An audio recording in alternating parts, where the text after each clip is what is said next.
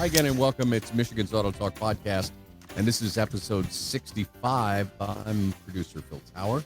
Remind you, every episode of Michigan's AutoTalk Podcast is about celebrating the automobile and everything automotive. We're also about helping and supporting you, car and truck owners across our great state of Michigan, birthplace of everything automotive. We're going to be talking, we're breaking the rules for this episode because we wanted to talk about this event, this phenomenon in the world of motorsports for a long time, because it's coming to Michigan in October, and you can learn more at 24 Hours of Lemons. That's 24hoursoflemons.com.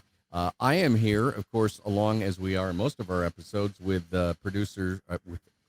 You are the producer. The guys who are Come on now, Phil. certified automotive technicians, John Puhek, Al Schwinkendorf from Reverb's Automotive. I'm not drinking again, even though I sound like I'm drinking. I just had a little bit too much caffeine today. That happens. Nick Pon has joined us. We had to go through 7 people to get Nick and 5 handlers and a background check. But Nick we're excited to say, the Associate Perpetrator of 24 Hours of Lemons. This is, as it's billed, endurance racing for $500 cars. Subtitled "Yes, You Can Race," as I'm looking on the website. It's perfect. And Alan John, by the way, there's a story on Jalopnik. I got to send you this, and I know Nick already knows that they built a hot tub Lincoln. This is a 72 Mark IV Lincoln. I don't know if you guys saw this. Yep. They literally lined the car like a freaking hot tub, and they drove it in Colorado. This was a race that happened during COVID, so it was kind of just thrown together. Did you happen to be there for that, Nick? I know it was during COVID. It was. Yeah, I was not there in person. That was actually one of our Lemons rallies, which is a whole series of events that take place on the road. So it's separate from our car racing events, but definitely some of the same spirit, aesthetic, as far as the creativity of the cars. How many, with COVID not getting in the way, how many events do you do a year? I mean, I remember when this first came out, it was like a big deal. It was in all the car magazines, and I think you did like one, and it's just gone nuts. Well, yeah, that's exactly it. We had no plans of going beyond one, and we were at the time producing car magazines ourselves, which is one of the reasons why we got some of the coverage, because we invited our friends, other car magazine people, to participate. Nothing wrong with that. There you go. Yeah, we got. We got a fair amount of coverage out of that first event, and got people asking about when we were going to do the next one. And of course, at that time, we had no plans to do that, but we decided, I guess we better. So since that time, we've organically grown, and our comfort level right now is between 20, 25 events a year, race events, that is. Wow, that's cool. Plus and you've rallies expanded all over. Yeah. Yeah, and you brought it to everybody across the country, which I think is really cool. Back in the 80s, I took part in what was called the Corn Cob 500. It was a very similar thing, but we got the farmer to take his combine and make us a little oval in the swamp, and 2-time champion. And got to tell you, there's a great story about my car from one day, but my biggest question is, back then we had a budget of $300, and that's when we could go down our local CD Avenue called Division, where all the creepy used car dealers are. And I bought this Toyota Corolla that had hit a tree and had you couldn't open the passenger's door because it was caved in. But I bought it for $100, and then I had $100 to deal with. Have you thought about upping the value of the cars? It's really tough in 2022 to buy a $500 car. Yeah. I know Freiberger cheats. Oh, yeah. Well, everybody cheats. And that's not limited to Lemons, of course, as you know. No, local short track, same way. Mm-hmm. I think that because we have such a well-advertised arbitrary aspect to our judging, the price cap really serves more to weed out the people that don't have the right attitude for this, that take it too seriously, that want a stack of rules that show them exactly where all the spending is supposed to happen. We arbitrarily look at the car, decide, hey, are you in the spirit of this deal, or are you not? And we issue a ruling accordingly. So nice. For that reason, we don't have any plans to expand the price, although we've been doing it for 16 years, and I'm sure on inflation alone, we should probably Should up be it. about 2,200 right now. Yeah. But that we have realized is not the dollar figure is really not the main purpose. So it still Cool. serves. You're on top of it. Yeah, I was just going to say before, and I know we have several questions for Nick. I want for our listeners, real quickly, Nick, give the backstory how you and Jay, your co-perpetrator, came up with the concept for 24 Hours of Lemons. Yeah, well, honestly, the main thing is Jay came up with the name, the 24 Hours of Lemons, and it was really clever. And we thought, hey, that's pretty clever. We should do something with that. The longer version of the story, there was a local road event for cheap cars. The idea, a challenge of making something last that is inexpensive, extremely inexpensive as the case may be. And we found that the road event was a great event, but it wasn't really that hard at the end of the day. Like you say, if you could find a Toyota that had hit a tree, it'd probably run for another 200,000 miles. So, yep, until you get an airborne. Yeah, exactly. The racetrack component, I think, increases the level of challenge. It puts more strain on the mechanical. And then also just Jay and I both, like I say, come from an automotive journalism background. We're car people, but we weren't necessarily racers. And the bar to entry for wheel-to-wheel racing was really high at that time. Even for something that was considered entry level, it was tens of thousands of dollars. It was licensing. It was these steps. Put it out of reach for really a lot of casual people. So that's really the other main factor, besides the ridiculousness of the cheap car challenge aspect of it, is just making wheel-to-wheel racing more accessible. I think you guys are like a cross between the local county fair demolition derby and Burning Man, with some of the stuff that shows up. But do you have people who are like professional lemons racers that go to every event and have been there since the beginning? Yeah, we certainly have some dedicated people. I think probably the average Lemons racer will do a couple, 3 events a year. We tend to have about, between 2 and 4 in a given region. So it's not unusual for people to try to do every event in their region, especially once they've got the car sitting there. There are a few guys, drivers that will travel around the country. They've made friends with teams at other places. They'll show up to drive that team's car. The members of that team will show up to drive their car. So there's some stuff like that happening as well. Yeah, well, like when we did the Corn Cob 500, the thing is, if you blew your car up, literally just, you couldn't even rebuild the engine anymore, and it was totally done.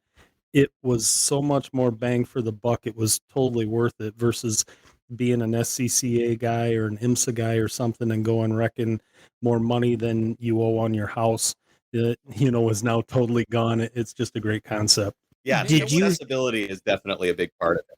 And then with just one question, a while back we had the Cash for Clunkers, and I know that took a lot of the demolition derby cars out and all sorts of the lemon cars out. And then obviously now with the gas prices being what they are, with your series, are you seeing any drop in the people? I know you had mentioned earlier there are certain guys that kind of run the circuit and what have you, but are you seeing a drop or any change in the people who show up versus what it used to be?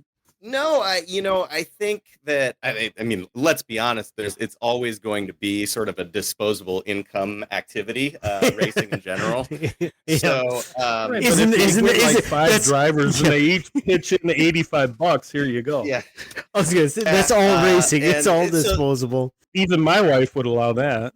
Right. And ebb and flow, and certainly something like the gas prices, it makes the headlines for sure. And but at the racing level, I mean, you're already burning gas that you probably don't have to be. It's not a life or death expenditure, so a couple of bucks extra here and there, I don't think makes a big dent in the short term. So you're not seeing a real drop in any of the continual competition, Entrance. the competitors, and anything. You're still getting the same amount of entrance fees, or the guys running around. There's certainly an ebb and flow, but I think that there's 100 different reasons for that we've seen over the years. One of our big concerns, people's live, their circumstances obviously changed in one way or another and we weren't sure how that was going to affect us. But I think what we've seen so far as we've started to have a regular schedule following, 2020 is that people are really eager to get outside and do stuff. So, people because of, they lost their job or whatever because of COVID, certainly possible. But then I think we also gained a lot of people that are really eager to do activities again. Okay, so Nice. John and I work on cars for a living. We work on everything from stuff from the late, 1800s to modern day. So tell me, if we go out and we buy like an old, let's just pick a Corvette. We go out and buy a $5,000 Corvette and sell enough parts off it to recoup $4,500. Does that count? Yeah, And that absolutely counts. If we buy a Okay. $500 car and we sell $1,200 worth of parts off it, can we use that $1,200 to put back into the car? You can only go back down to zero. So if you start making money on the car, Okay. it doesn't add back into your budget. So you need to start high.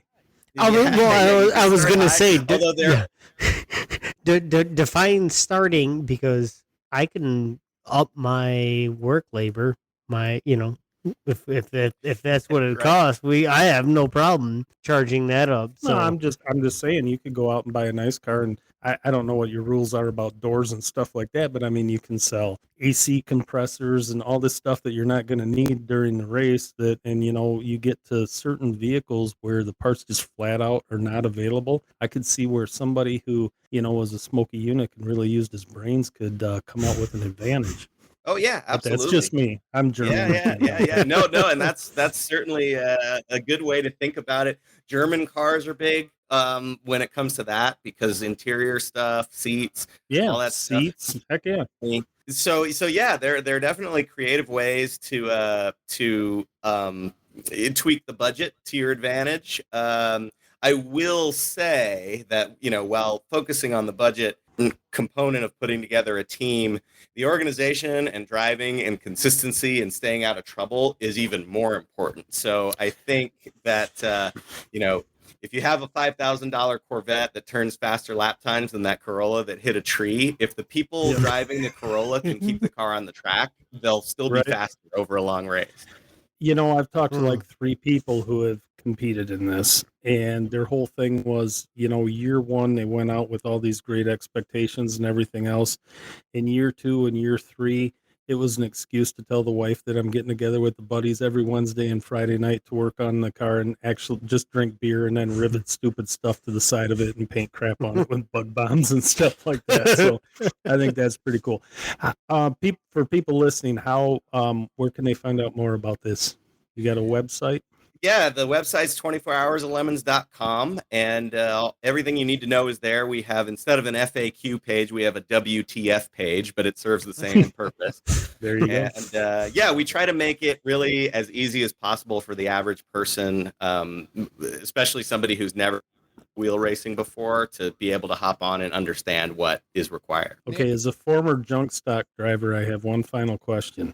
If your car gets just decimated at the track, are we liable to get it on the trailer and tow it home, or you guys take care of that? Because people who organize demolition derbies and people just leave their cars and go, and it pisses them off because they paid $25 to enter and it cost them $100 to get it towed off the fairgrounds. Yeah, that's up to you. We're just renters of the place, so it's left behind. That's on us, and your car number is going to be on the side, so we know how to track you down. Gotcha. Don't worry about it. I got a big toe strap. We're good, Al. We can do this. All right. Okay, I've got a real quick question about the Tony Swan Memorial. This is the 24 Hours of Lemons race at Gingerman. That's coming up October 8th and 9th for our Michigan listeners. And if someone wants to enter, it's not too late right now to enter and start working on a car. Yeah, that's correct. Our entry deadline is about 3 weeks before the event. So you can hop on. We always advise you to sign up early. fees aren't due until a couple of weeks before the race. So if you sign up, that gets you on the email list, reminders and such, and checklists for all the things you need to put there.